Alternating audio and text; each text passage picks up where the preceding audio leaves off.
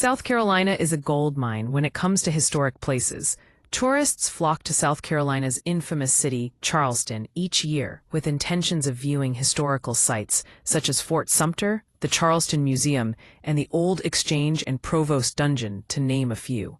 Some might journey to venture riskier locations like the Babcock Building, the Tuberculosis Sanatorium, or the multitude of abandoned insane asylums or hospitals that still linger despite their states of decay. Some might seek to further their knowledge of American history by visiting the lesser-known monuments and memorials hiding all about South Carolina, hidden gems who are undeniably relevant in the shaping of America. Hello everyone, this is South Carolina Crime and History. In today's episode of Around South Carolina, we'll be exploring one of those hidden gems, and this one is located in Clarendon County, in an area known to the locals as North Santee. And to those unfamiliar, this area is not too far off from the town Somerton. This historical site is known as the Santee Indian Mound, located within the Santee National Wildlife Refuge. Anyone who is familiar with Lake Marion may also be familiar with the many Indian mounds scattered about it. Indian mounds are earthworks created by Native Americans around North America. Most mounds, which can take various forms, are 5,000 years old. This particular Indian mound is over 1,200 years old.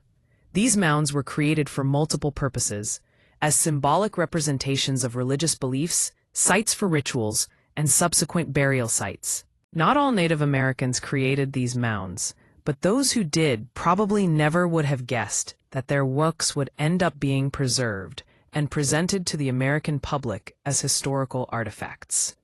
In this case, the Santee Indians, whose work in that specific area would later come to be known as Fort Watson. During the American Revolution, Fort Watson was established by the British in an attempt to protect a supply line that ranged from Charlestown, present-day Charleston, into inland Camden. It was built on top of the abandoned Santee Indian Burial and Ceremonial Mound and stood 30 feet tall and 20 yards wide. It was manned by a British lieutenant by the name of James Mackay, with about 114 men standing guard. April of 1781 would prove to be the downfall of Fort Watson. American Lieutenant Colonel Henry Lighthorse Harry Lee and Brigadier General Francis Swamp Fox Marion would be the ones to make sure of that. The two joined forces outside of Charlestown with a combined number of men totaling 380. Lee and Marion had their sights set on Fort Watson, which Major General Thomas Sumter made an unsuccessful attack on earlier that year. To avoid that same result, Lee and Marion would have to find a better way to compromise the fort. The men led their troops to Fort Watson and demanded Mackay's surrender. In response, Mackay retorted, "Come and take it." Despite outnumbering Mackay's men, Lee and Marion's men didn't have adequate ammunition and lacked supplies, which made conquering Fort Watson all the more difficult. Furthermore, Marion's men were experiencing the spread of smallpox.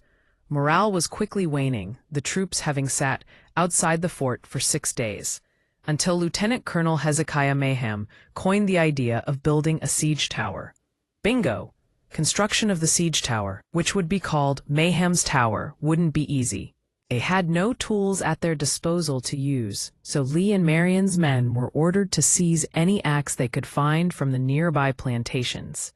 In order for this plan to work, they needed to find the proper trees to cut down, but in a location where they could conceal the tower's construction.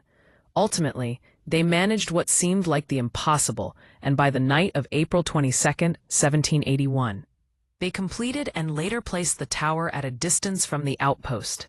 Soon, musket fire began to rain down on a surprised Mackay and his men, distracting them, and giving way for Lee and Marion's men to storm the fort. Marion again offered terms of surrender, and Mackay, having been shot during the siege, could not refuse. On April 23rd, with all 114 men captured, Fort Watson was taken and destroyed. Only 2 casualties. Major General Nathaniel Greene would go on to successfully use the tower method for other battles before the war ended.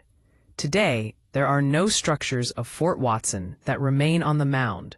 In fact, It was memorialized shortly after Santee Wildlife Refuge was established in 1942. Visitors can walk up a wooden stairway onto a platform built on top of the mound and gaze out at the man-made Lake Marion, which was named after Marion himself.